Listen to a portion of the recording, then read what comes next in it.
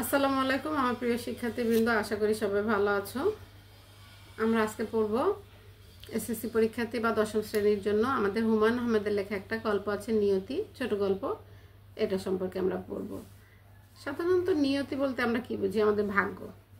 কার ভাগ্যে কি আছে আমরা কিন্তু কেউ বলতে পারি না। কে কীভাবে আমরা আসবো, কে কীভাবে আমরা যাবো, কে কীভাবে আমরা জীবনযাপন করবো, এগুলো সবই আমাদের সৃষ্টিকর্তার হাতে। এগুলোর মধ্য দিয়ে আমরা নিজেরা নির্ধারণ করে একটা জিনিস রাখবো, সেটা কিন্তু হবে না। সৃষ্টিকর্তা যেভাবে আমাদের নির্ধারণ করবে সেভাবেই কিন্তু আমাদের জীবনযাপন করতে হবে। এই গল্পে হুমায়ুন আহমেদ তার ছোটোবেলার কাহিনী তুলে ধরেছে। তার বাবার চাকরি সূত্রে তারা একবার একটা জায়গায় গিয়েছিল। এটা হচ্ছে তার স্মৃতিচারণমূলক গ্রন্থ আছে, আমার ছেলেবেলা থেকে নেওয়া একটা অংশ, নিয়তি নামকরণ করেছে এখানে। তো বাবার চাকরি সূত্রে সে জগদ্দল নামক একটা স্থানে একটা পরিত্যক্ত জমিদার বাড়ি ছিল। সে জমিদার বাড়িতে যেয়ে তারা উঠেছিল। বাবার চাকরি সূত্রে এখানে যাওয়া হয়েছিল এবং বাড়িটা খুব সুন্দর ছিল। জমিদার বাড়ি মানেই তো খুব সুন্দর বাড়ি হবে। তো জমিদারের রুচির প্রশংসা এই গল্পের মধ্যে আছে। জমিদারের অনেকগুলো কুকুর ছিল, সবগুলোই জমিদারের সাথে চলে গিয়েছিল, কিন্তু একটা কুকুর শুধু বাড়ি পাহারা দেওয়ার জন্য থেকে গিয়েছিল। সে আবার খানদানি কুকুর। সে কি করে, উল্টাপাল্টা আচরণও পছন্দ করে না, আবার উল্টাপাল্টা খাওয়া দাওয়া দিলেও সে খায় না। তাকে যত্ন সহকারে সম্মানের সহিত খাবার দিতে হয়। এরপরে বলছে যে এখানে হচ্ছে তার এক ছোট ভাই বোন আছে, তারা একসাথে একদিন বসে রোদ পোহাচ্ছিল। তো হঠাৎ করে একটা সাপ, এখানে একটা মন্দির ছিল, মন্দিরের দিক থেকে একটা সাপ আসে, আশেপাশে ঘন জঙ্গল, একটা সাপ আসে। তো ছোট ভাই, ওরা সবাই সাপ দেখে ভয় পালিয়ে যায়। ছোট ভাই কি করে, ও তো বোঝে না, ও ভাবে যে কি আসছে এটা, আমি সামনে এগিয়ে যাই। সাপ যত এগিয়ে আসছে ও তত এগিয়ে যাচ্ছে। এটা ওই বেঙ্গল টাইগার মহারাজ দেখলো। দেখার পরে কি করলো, সে এগিয়ে গেল, যে সাপের সাথে যুদ্ধ করে তার ভাইকে সাপের হাত থেকে রক্ষা করলো। এরকমই সুন্দর একটা কাহিনী আমরা এই গল্পের মধ্যে পাবো। এবং দেখো, যেই কুকুরটা তার ভাইকে সাপের হাত থেকে রক্ষা করলো, সেই কুকুরটাকেই শেষের দিকে গল্পের হুমায়ুন আহমেদের বাবা তাকে গুলি করে হত্যা করলো। তাহলে কুকুরটার কি এটা পাওনা ছিল যে তার ছেলেকে সে নিজের জীবন দিয়ে বাঁচালো এবং সে কি করলো, কুকুরটাকে গুলি করে হত্যা করলো? তাহলে আমরা চলো আজকে একটু গল্পটা আলোচনায় যাই। হালকা পাতলা আমরা পড়বো, রিডিং সম্পূর্ণ পড়বো না। একটু আমি তোমাদের আগে গল্পটা আলোচনা করে দিলাম, এখন আমরা রিডিংয়ে যাব। এটা হচ্ছে পোষা প্রাণীর প্রতি প্রভু ভক্তির যে একটা চিত্র। পোষা প্রাণী যে প্রভুকে ভক্তি করে, শ্রদ্ধা করে, সেটা কিন্তু এই গল্পের মধ্যে ফুটিয়ে তোলা হয়েছে। এটা আমরা খুব সুন্দর করে জানতে পারবো এবং একটা জমিদারের রুচি বা তার বাড়িঘর কীরকম হয় সেটা সম্পর্কে আমাদের ধারণা হবে। এবং চাকরি সূত্রে হুমায়ুন আহমেদের বাবা যে বিভিন্ন জায়গায় ঘুরতেন এবং তাতে হুমায়ুন আহমেদের সবাইকে যেতে হতো, তাদের বিভিন্ন অভিজ্ঞতা হতো, সেটাও কিন্তু আমরা এই গল্পের মধ্য দিয়ে জানতে পারবো। তাহলে চলো মোটামুটি আমরা আগে একটু হুমায়ুন আহমেদ সম্পর্কে পড়ি। হুমায়ুন আহমেদের জন্ম হচ্ছে 1948 সালে। তিনি নেত্রকোনার মোহনগঞ্জে জন্মগ্রহণ করেন 13ই নভেম্বর। তার বাবা ফয়জার রহমান আহমেদ এবং মা হচ্ছে আয়শা ফয়েজ। হুমায়ুন আহমেদ 1965 সালে বগুড়া জেলা স্কুল থেকে মাধ্যমিক মানে এসএসসি পাশ করে। কত সালে? 1965 সালে। এবং 1967 সালে ঢাকা কলেজ থেকে উচ্চ মাধ্যমিক পাশ করেন। 1970 ও 1972 সালে তিনি ঢাকা বিশ্ববিদ্যালয় থেকে রসায়ন বিষয়ে স্নাতক সম্মান ও স্নাতকোত্তর ডিগ্রি অর্জন করেন, তার মানে অনার্স মাস্টার্স করেন। ঢাকা বিশ্ববিদ্যালয়ে শিক্ষকতা দিয়ে তার কর্মজীবন শুরু হয়।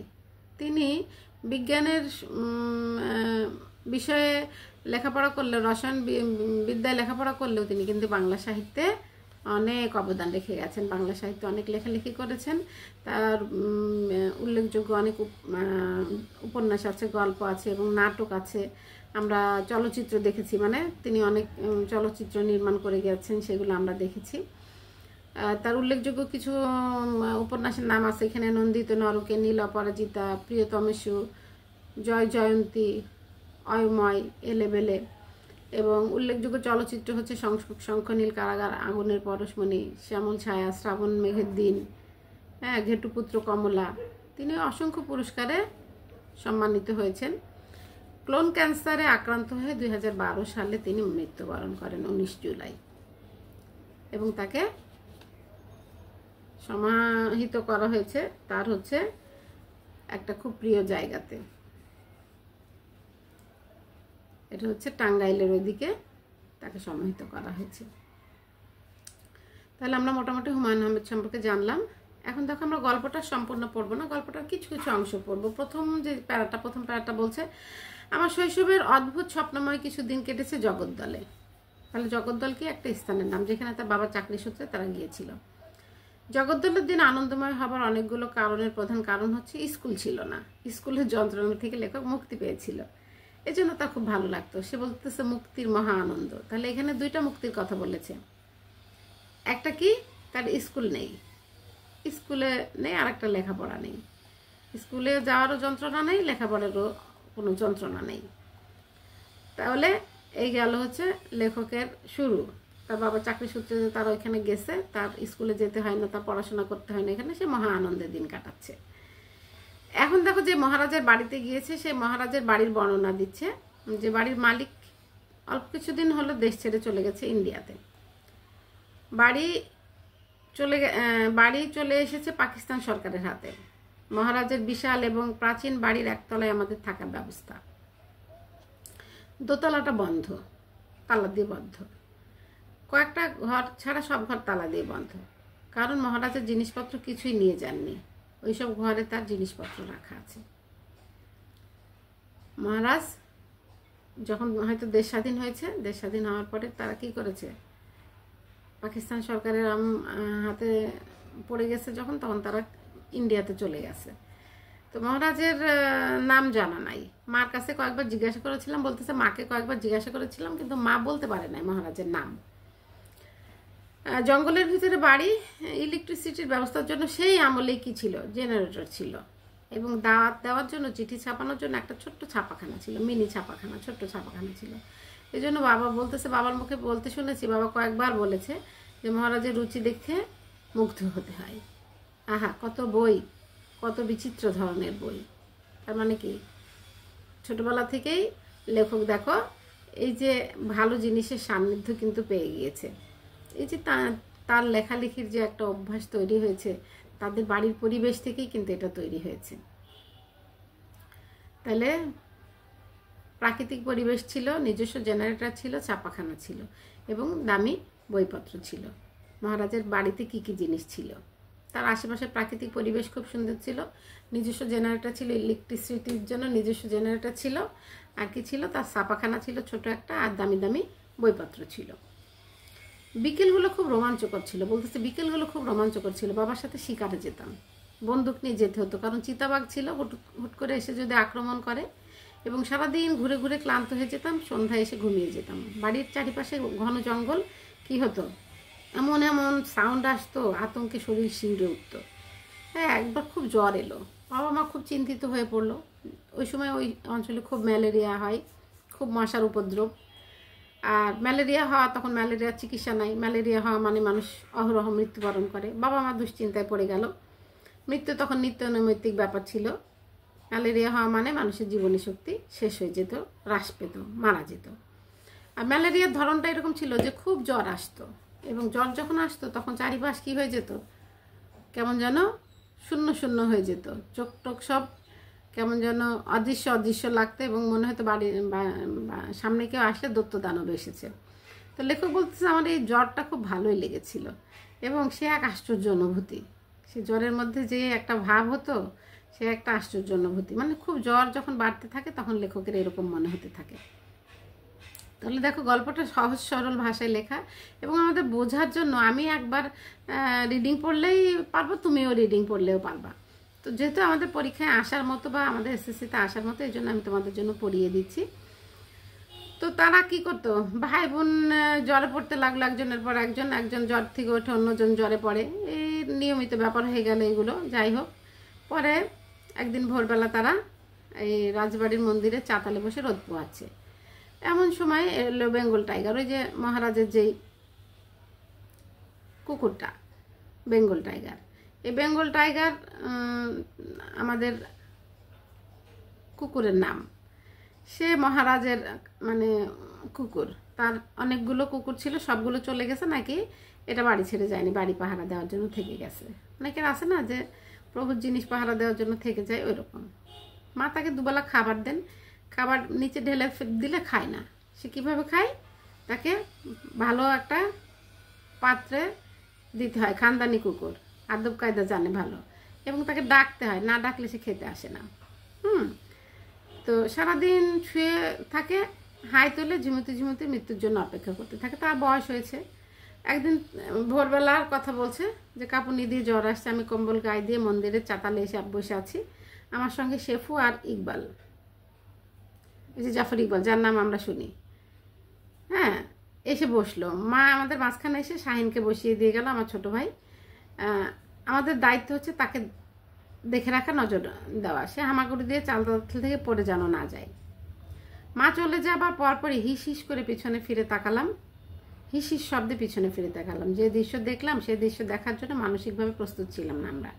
মন্দিরের বদ্ধ দরজার ফাঁক দিয়ে প্রকাণ্ড এক কেউটে সাপ বের হয়ে আসছে, মাটি ছুঁয়ে ছুঁয়ে আসে, ফনা তুলে এদিক ওদিক দেখছে, আবার মাটি ছুঁয়ে ছুঁয়ে আসছে, আবার ফনা তুলছে। আমরা 3 ভাই বোন ছিটকে সরে গেলাম। আর ওই যে ছোট ভাইটাকে যে দিয়ে গেল শাহিনকে, তাকে ফেলে ওরা সবাই ছুটে পালিয়ে গিয়েছে। শাহিন একা বসে রইল, সাপ দেখে তার আনন্দের সীমা নেই। সে সাপের দিকে এগিয়ে যাচ্ছে যতই, আর বেঙ্গল টাইগার সাপটির উপর ততই ঝাঁপিয়ে পড়ছে। ঘটনা এত দ্রুত ঘটলো যে আমরা কয়েক মুহূর্তে বুঝতে পারলাম না কি হচ্ছে। একসময় শুধু দেখলাম কুকুরটা সাপের ফনা কামড়ে ছিঁড়ে ফেলেছে। বেঙ্গল টাইগার ফিরে যাচ্ছে নিজের জায়গায়, কিছুই হয়নি, নিজের স্বাভাবিক কর্মকাণ্ড সে শেষ করলো। তার মানে কি আমরা তখনও বুঝতে পারলাম না যে সে আসলে সাপের কামড় খেয়েছে। সাপ যেহেতু মারতে গেছে, সাপের কামড় তো সে খেয়েছেই। সাপ কুকুরটিকে কামড়াবার সুযোগ পেয়েছে কিনা জানি না, সম্ভবত কামড়ায়নি, কারণ কুকুরটি বেঁচে রইল, তবে নড়াচড়া পুরোপুরি বন্ধ করে দিল। সাপের তো একটা বিষ আছে, কুকুরের যত শরীরে বিষ থাকুক না কেন, সাপেরও তো একটা বিষ আছে। দ্বিতীয় দিনে চামড়া খসে পড়তে লাগলো, দগদগে ঘা হয়ে গেল কুকুরের গায়ে, এবং সাপ সম্ভবত কামড়েছে, এই জন্য সাপের বিষে তার এরকম হয়েছে। আরও 2 দিন কাটলো। এরপরে চোখের সামনে তার এই যে কাতর ধ্বনি সহ্য করা মুশকিল, তার কষ্ট হচ্ছে, সে খুব কাতরাচ্ছে, তার মাংস দিয়ে দুর্গন্ধ বের হয়ে যাচ্ছে। বাবা মাকে ডেকে বললেন, আমি আর এই কষ্ট সহ্য করতে পারছি না, বন্দুক বের করে আনো, আমাকে দাও। তারপর কি করলো, বন্দুকটা দিয়ে ওই কুকুরটাকে গুলি করে মেরে ফেললো লেখকদের সামনেই।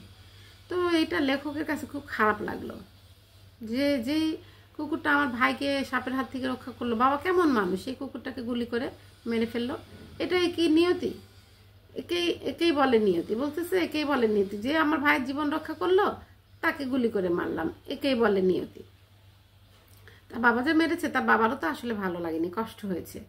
এখন বাবা কুকুরটাকে গুলি করলো কেন? কুকুরের এই কষ্ট সহ্য করতে পারছিল না, এই জন্য ভাবলো ও তো বাঁচবে না, মরেই যাবে, তার চেয়ে আগে ওকে গুলি করে মেরে ফেলি, ওর এই কষ্ট থেকেও লাঘব পাক। কিন্তু আমার কাছে এটা খুব নিষ্ঠুরতম মনে হলো, আমার কাছে ভালো লাগলো না। আমি রাগে দুঃখে অভিমানে ভাত না খেয়ে শুয়ে পড়েছি। বাবা আমাকে ডেকে নিয়ে বারান্দায় বসালেন। 2 জন চুপচাপ বসে আছি, চারিদিকে ঘন অন্ধকার। তক্ষক হচ্ছে এক ধরনের বিষাক্ত সাপ, ডাকছে। বাড়ির চারিপাশে আমের বনে হাওয়া লেগে বিচিত্র শব্দ উঠছে। বাবা কিছুই বললেন না, হয়তো অনেক কিছুই তার মনে ছিল, মনের ভাব প্রকাশ করতে পারলেন না। একসময় বললেন, যাও ঘুমিয়ে পড়ো। আমি সেদিন বুঝতে পারিনি বাবা কেন কুকুরটিকে এভাবে মেরে ফেলেছেন। কুকুরটি আমার মনে গভীর ছাপ ফেলেছিল।